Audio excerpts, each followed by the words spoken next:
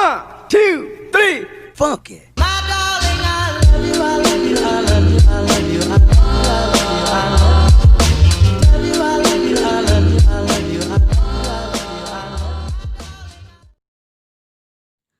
Halo, selamat pagi.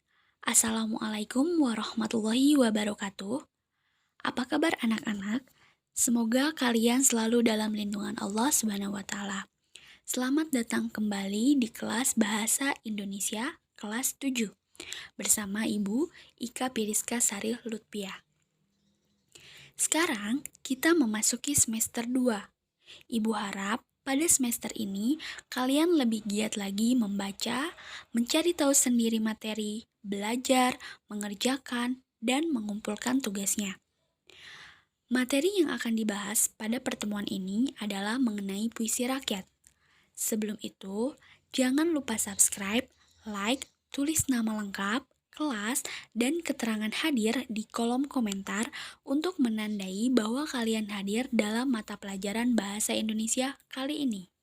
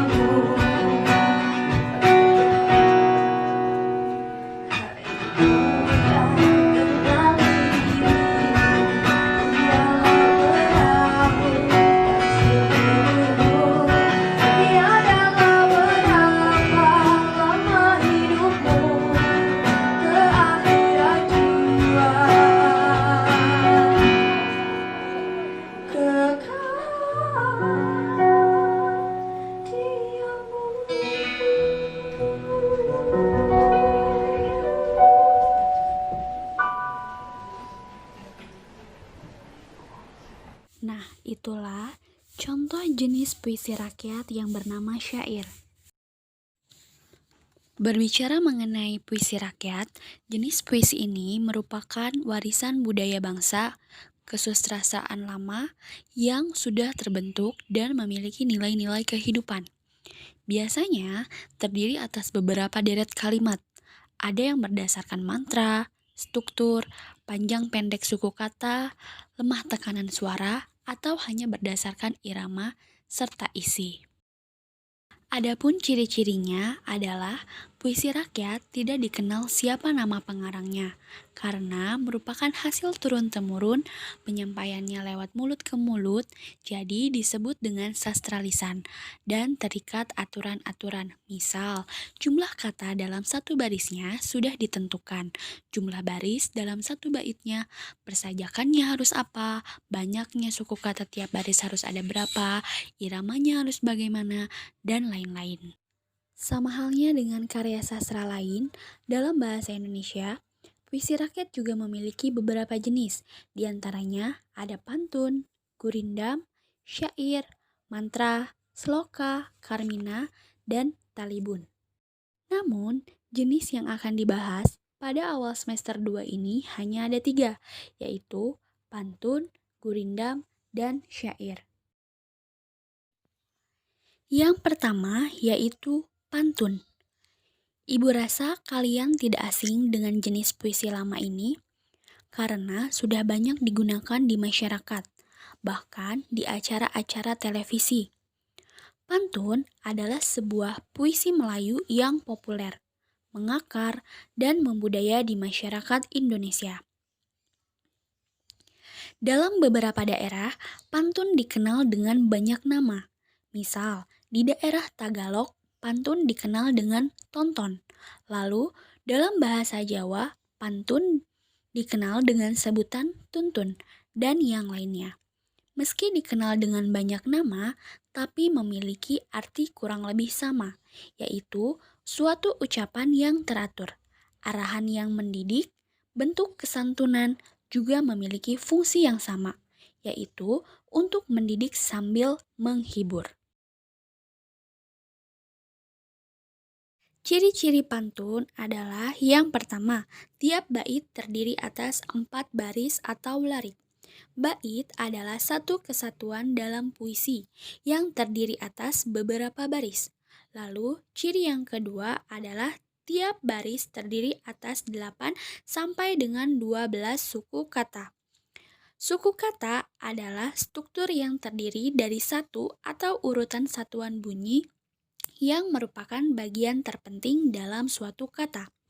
Dan ciri yang ketiga adalah rima akhir setiap baris adalah A, B, A, B. Maksudnya adalah baris pertama dan baris ketiga bunyi akhirnya sama. Lalu baris kedua dan baris keempat bunyi akhirnya sama. Rima sendiri artinya adalah pengulangan bunyi yang berselang di akhir saja atau disebut dengan persamaan bunyi akhir. Ciri-ciri pantun yang selanjutnya adalah baris pertama dan kedua merupakan sampiran, yakni kalimat yang tidak ada hubungannya dengan bagian isi. Ia berfungsi untuk menyamakan bunyi kata pada isi pantunnya saja. Ciri pantun yang terakhir adalah baris ketiga dan keempat merupakan isi. Maksudnya adalah makna utama pantun yang berisi pesan atau perkataan yang ingin diungkapkan penulis berada pada baris ketiga dan keempat yang disebut dengan isi.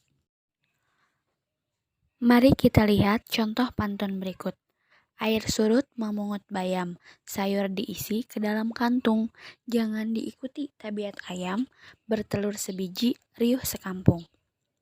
Pantun ini merupakan pantun nasihat karena memuat petua atau ajaran tentang berakhlak baik dengan tidak ramai-ramai menggembor-gemborkan sesuatu. Nah, sekarang kita akan mencoba mengaplikasikan ciri-ciri pantun tersebut ke dalam contohnya. Ciri yang pertama tadi yaitu tiap bait terdiri atas 4 baris. Lalu, mana yang disebut bait? Nah, Yang berkotak merah ini adalah bait, yaitu satu kesatuan dalam puisi yang terdiri atas beberapa baris. Satu bait terdiri atas 4 baris. Ciri pantun yang pertama. Selanjutnya, ciri pantun yang kedua adalah tiap baris terdiri dari 8 sampai dengan 12 suku kata. Apa itu suku kata?